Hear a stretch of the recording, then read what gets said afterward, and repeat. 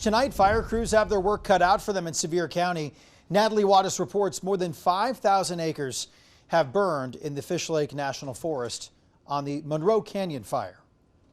There are roughly 190 firefighters working to put out the Monroe Canyon Fire up in this ridgeline today. You can see just how smoky and hazy this whole horizon is. And I'm told in addition to the red flag conditions, the firefighters are dealing with steep and rocky terrain. The Monroe Canyon Fire has burned 5,028 acres and is 0% contained. Fire crews are focusing on structure protection as that is all they have the resources to do. Monroe Meadows, Manning Meadows, and Magleby areas have been evacuated. And the Sevier County emergency manager told me on the phone this afternoon they're also evacuating the Elk Estates area northeast of Magleby. Now, despite the dramatic view of the fire, people in the town of Monroe say this is nothing new for them. Watching it has been different because you could literally see it moving. So you could see the flames from like here, and then it would be like 30 seconds later and they're jumping to here. So that part, that's a little nerve-wracking to watch, but they really do know what they're doing up there. The Great Basin Team 3 will be taking command of this fire tomorrow. Officials say the fire zone and evacuation area will be expanding tonight. In Sevier County, Natalie Wattis, KUTV 2 News.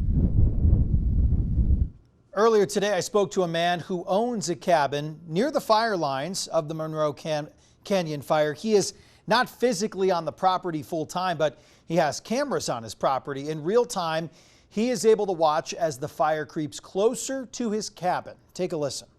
What's it been like for you the last couple of days here, just watching this unfold and not maybe physically being there, but watching through the cameras?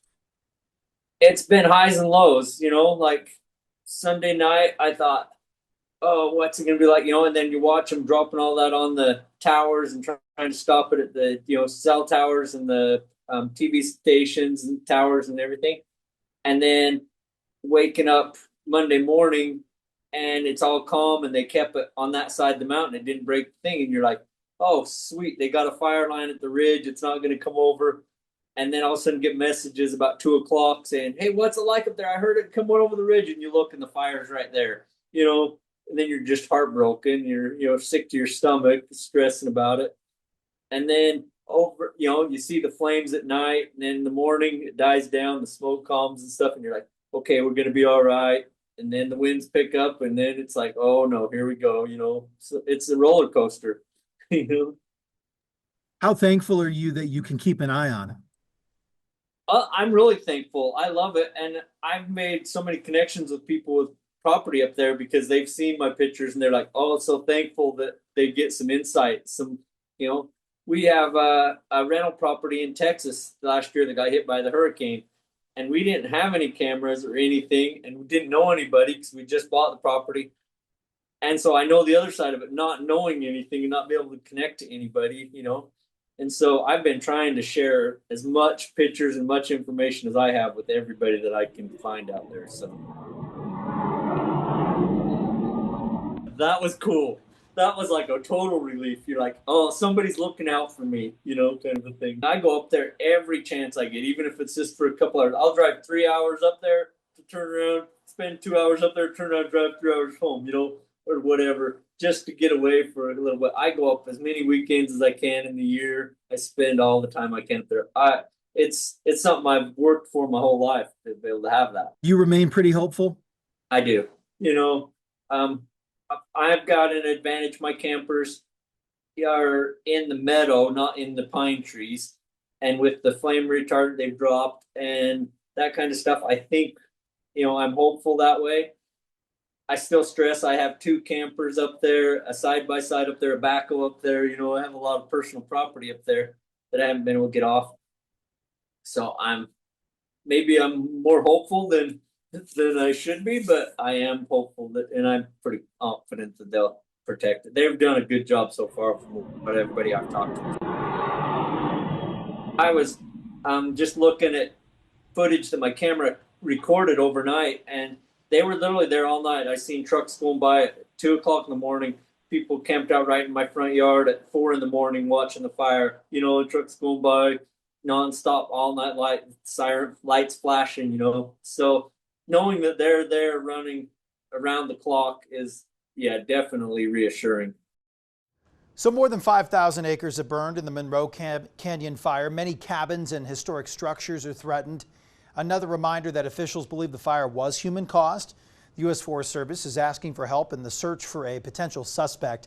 That person was seen driving a UTV on the west side of Monroe Mountain just before the fire sparked on Sunday. The UTV is described as a newer two-door vehicle in dark blue with red and white markings. It may also have a cracked lower windshield on the passenger side. So if you know anything about this, you're encouraged to contact the U.S. Forest Service with their law enforcement division using the number you see on your screen. It is 801-388-3402. And in light of all the fires, leaders from across the state of Utah and Intermountain West gathered for a wildfire symposium today at Black Rock Mountain Resort, organized by the town of Hideout, under the theme Wildfires Have No Boundaries. Wildfire experts, municipal leaders, state and federal officials, as well as insurance industry experts collaborate and discuss a wide array of topics related to wildfire prep and risk mitigation strategies. This is one of the first of its kind, and the first that we've heard of that's a kind of a grassroots event. Several months ago, we got with the community members and community leaders of Hideout and started talking about this wildfire issue.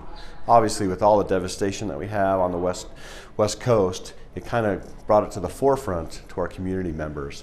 And as we discussed with them, we talked about ways that we can do to make them more fire resilient.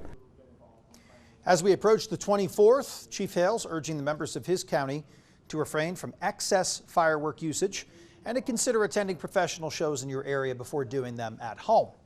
Fires continuing to burn across the state. Crews are slowly making progress on the Deer Creek fire burning in eastern Utah near the border with Colorado. The fire has some containment there on the southwest portion by the Old LaSalle town proper. So far, the flames have burned nearly 13,000 acres and a handful of cabins. Nearly 400 first responders are on the front lines of this one. The cause here under investigation. Some good news on our southern Utahns for the folks there by St. George, Pine Valley area. Containment up on the Forsyth fire up to about 77% now. Today, crews were conducting repair work around the fire's edge. The Pine Valley area can expect the smoke levels to hopefully reduce, taking the county back to moderate air quality. Light rainfall last night assisted on the southern edge of the fire, which allowed crews to construct a fire line in the area.